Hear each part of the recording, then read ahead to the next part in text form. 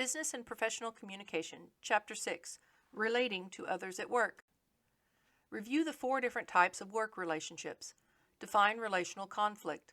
Describe the ways of managing relational conflict. Discuss negotiation strategies and solutions at work. Interpret the different styles of conflict, and report the different ways of managing conflict in the workplace. Managers can make or break a career.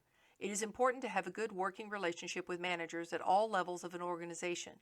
You will not always agree with the manager, and a wise employee and future leader will understand their position in the company and the company's culture.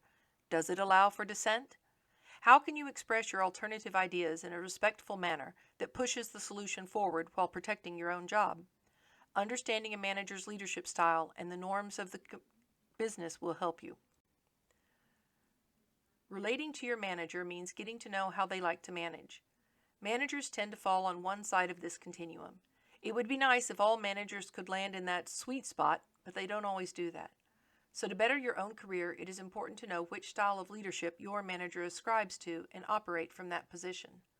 Task-focused leaderships focus on getting the job done and may remember to help manage employees' emotions as well. These leaders are very effective at production, but turnover on the job may be higher than necessary if the task-oriented behavior is too far left. Person-focused leadership styles are concerned with the employee and how the employee is relating to the task. These are generally seen as great places to work because the manager is working to make sure the employee is happy. However, production can be less than that of a task-oriented manager. The trick is to find a good balance of task and relationship orientations. Get the job done, but make sure the employees are well taken care of. There are 3 different kinds of communication at work. The first is upward communication.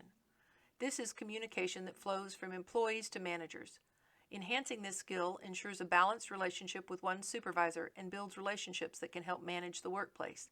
Managing up is an important concept that helps subordinates communicate better with their managers. Next, we have coworker relationships. If you've ever had a job and were lucky enough to have coworkers you enjoyed, then you know the benefit of managing the coworker relationship. Peer-to-peer relationships can be a source of real job satisfaction or job unhappiness.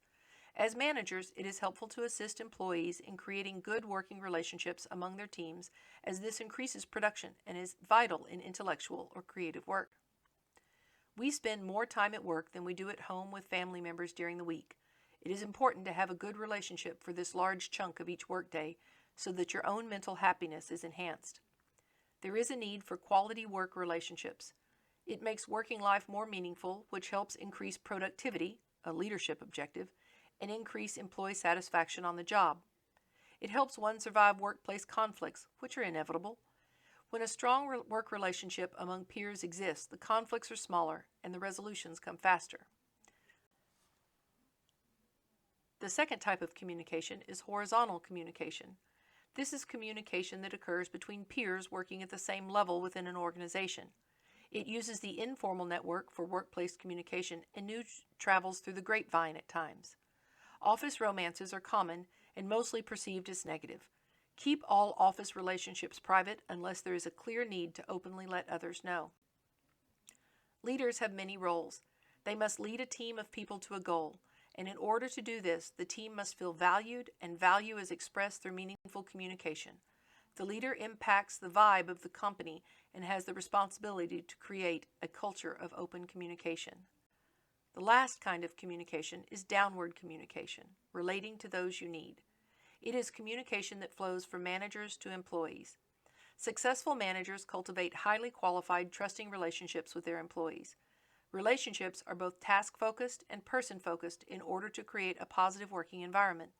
Leaders who think only of task-related communication will miss out on creating a positive working environment, and this hurts production in any organization. The balance of task and person focus can easily be seen in trying to craft win-win agreements. Using the Dr. Grack method will help.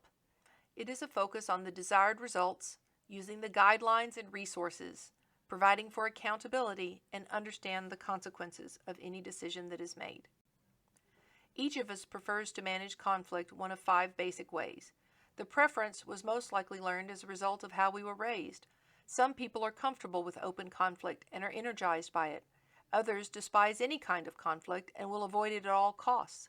Either of these choices does not solve the problem effectively. In the next slide, we will look at the 5 styles of conflict management so that you can work on choosing the best style for each problem you encounter. Conflict styles. There is a vertical axis which measures the assertiveness of an individual conflict style. This side measures the concern to accomplish the task. The horizontal axis showcases a concern for people.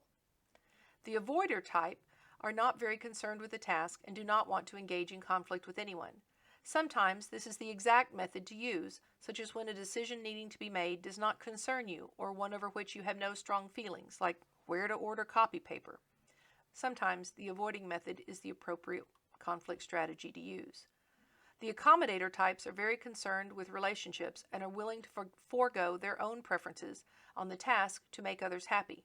If someone chooses this method frequently, they can be seen as a doormat on the job and one who does not stand up for themselves. This method, however, could be used when the person you are in conflict with has very strong feelings about a choice and you are open to many solutions. Sometimes it's better to save the relationship and manage the choices of a task at a later date. This is a lose-win scenario. Competitor types are high on task orientation and low on personal relationships. This is the win-lose scenario, where someone will get their way, but generally at the expense of others. Sometimes this method is necessary. When a team cannot come to an agreement, sometimes the leader has to make a hard decision and take responsibility for the hurt feelings of employees. Collaborator types are the best of both worlds, a high regard for the task and a high regard for the relationship. This type of conflict resolution takes more time than the other 4 and requires more brainstorming and out-of-the-box thinking. It is very important to use this style when the team needs to have buy-in on the decision, and the decision is a high-stakes one. The compromiser types are moderate on both task and relationship. Each side recognizes they will not get all that they want, but know that the other side doesn't get it as well.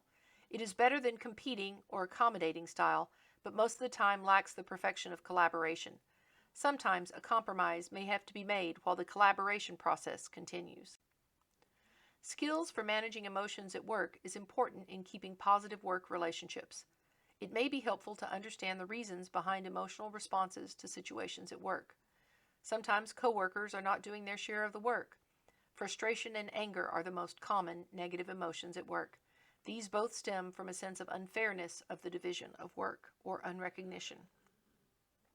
Guidelines to controlling emotions are to prevent the conversation from becoming too emotional, selecting a mutually acceptable time and place for having the conflict conversation, having control over one's own nonverbal messages, and avoiding personal attacks, name-calling, profanity, etc. Sometimes the conflict has grown past the abilities of both employees to solve it, and there is a need for management to step in. Managers can help to keep the conflict conversations on track, to reach a solution acceptable to both individuals, and to ensure healthy workplace environments.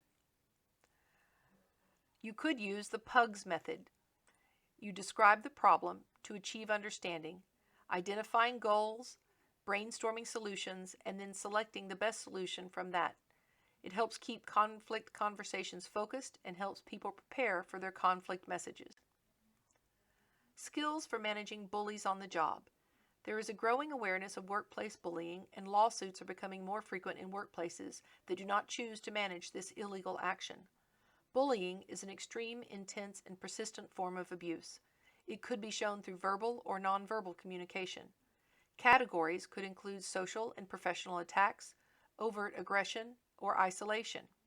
The leader is responsible for such situations because the leader is responsible for all events on the job ultimately. Some solutions to managing bullies are to talk to the bully about the behavior, writing to the bully to put something in writing, talking to management, talking and reporting it to human resources. One of the most important things to remember if you are bullied on the job is to document the events. Write them down so that at a later date, if you have to go to management or HR, you have a record.